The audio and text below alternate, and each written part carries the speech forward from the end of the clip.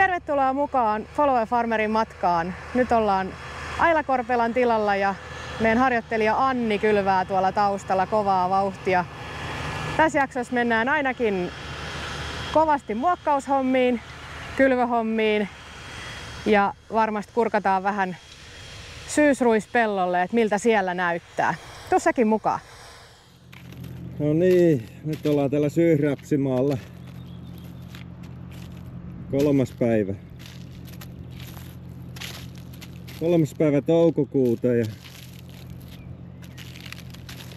aika heikolta näyttää. Tuo on tuo Imistaari. DK Imistaarin osuus on jonkinmoinen, mutta DK Importeri on aika lailla kuollut. Surkean näköistä.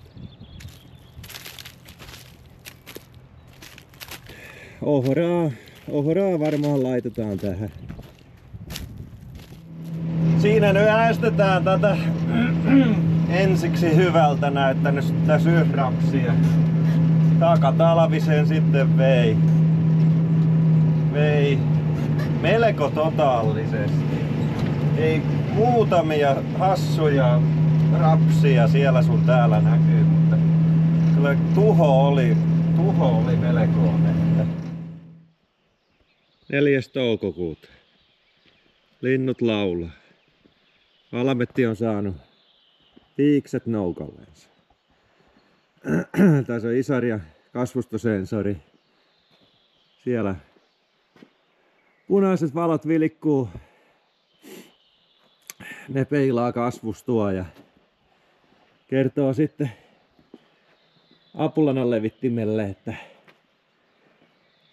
miltä kasvusto näyttää, ja sen saa sitten säätää, että annaanko hyviin paikkoihin lisää ja huonoihin vähemmän vai toisinpäin, että parannetaanko huonoja ja ei enää lisätä sitten koviin kasvustoihin enempää typpeä. Että ihan tapauskohtaisesti säädetään. Ja nyt on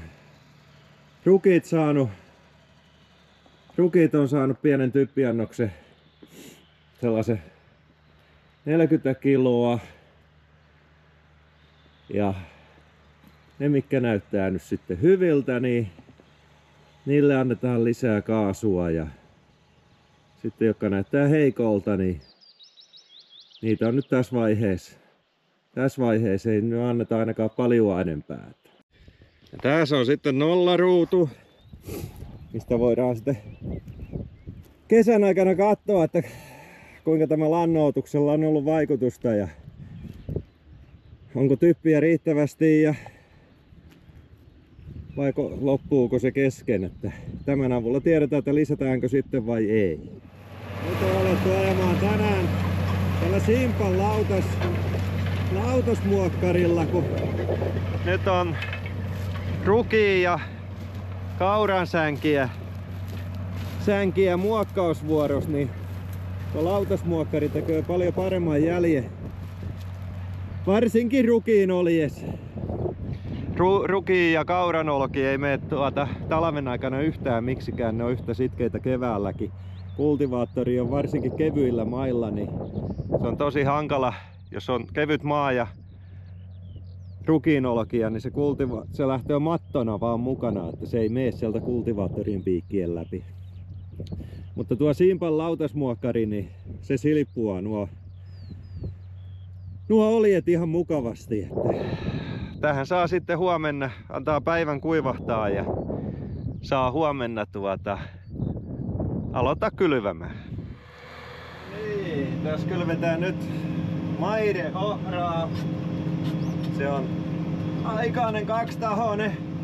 Vissiin pitäisi olla ihan ylivoimainen satoisuudeltaan. Sinne menee nyt Polarin NPK:ta.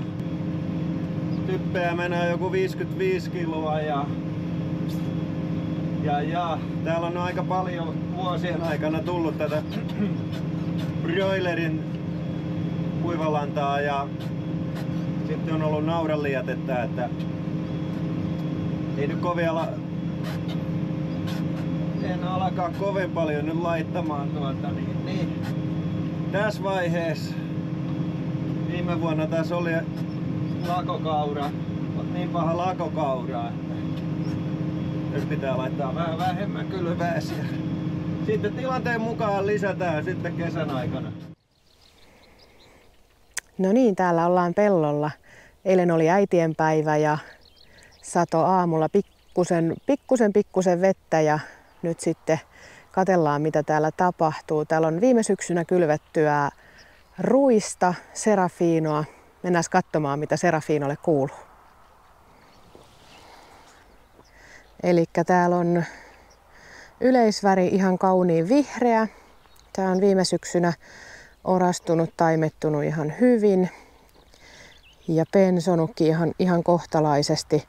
Pikkusen on harvaa paikoin, eli tuo on talvi vähän sitä harventanut, mutta tähän vuoteen ollaan tyytyväisiä. Kevät ei ole ollut mikään kaikesta helpoin ja talvi oli pitkä ja kevät tosi kylmä. Serafino on tämmönen hybridimallin ruis, eli se pensoo hyvin. Yhdestä siemenestä tulee monta sivuversoa ja täällä on yksilöitä, jotka on tosi hyvin versoneita. Siellä on 7, jopa 8 sivuversoa. Ja sitten täällä on yksilöitä, jossa on muutamia sivuversoja. Ja jokaisesta niistä me toivottaisiin saavamme hyvä tähkä ja paljon jyviä sitten. Mutta se mitä me nyt havaitaan, niin täällä on aika paljon fosforin puutosoiretta. Eli toi punertava väri tuolla vanhemmissa kasvin osissa kertoo siitä, että serafinolla on ollut fosforin nälkä. Ja se käy hyvin järkeen sikäli, että meillä on viime viikolla ollut tosi kylmää pitkän aikaa.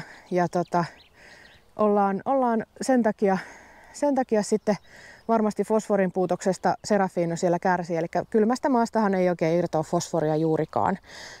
Tai todella vähän siitä, mitä siellä maassa on.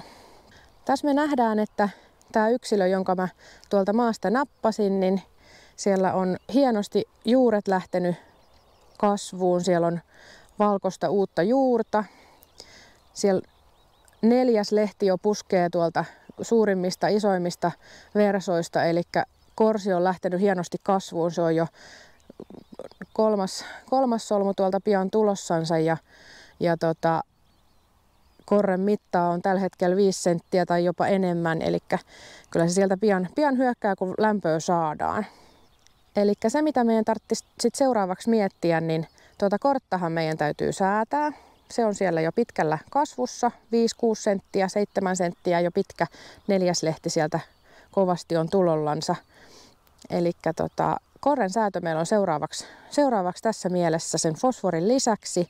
Ja sitten jos mietitään rikkapuolta, niin täällä on aika puhdas kasvusto vielä tai maan pinta, eli juurikaan ei rikkakasveja näy. Ihan yksittäisiä ensimmäisiä sieltä maasta löytyy, mutta eipä juurikaan vielä. Eli rikkojen suhteen meillä ei ole kiire. Nyt tehdään suureen maailmanmaineeseen kiirinyt kalsaritesti, jolla mitataan pellon biologista toimintaa. Eli kalsarit, jotka on 100% puuvillaa, upotetaan noin 15 senttimetrin syvyyteen. Ja tällä mitataan pellon biologista toimintaa. Eli jos ne on syksyllä elo-syyskuussa, kun kaivetaan pois, jos niistä on vain rippeet jäljellä, niin se tarkoittaa, että siellä on pieneliö toiminta kunnossa ja pieneliöt on syöneet nuo kalsarit. Eli pellolla pitää olla 3 asiaa kunnossa. Fysiologiset, kemialliset ja biologiset. Ja tällä mitataan biologisia asioita. Ja nuo laitetaan maata päälle. Ja keppi pystyy, että tietää mistä syksyllä etsiä. Ja nyt vaan sanotaan madolle ja pieneliöille, että bon appetit. Tällaisia puuhia tällä kertaa. Me jäädään vielä jatkaa kylvöhommia, mutta ensi jaksossa päästäänkin sitten katsomaan, että minkälaisia oraita me saadaan aikaan ja minkälaisia kasvinsuojeluratkaisuja niille valkataan. Pitäkäähän sosiaalisen median tilit seurannassa ja nähdään ensi kerralla. Moikka!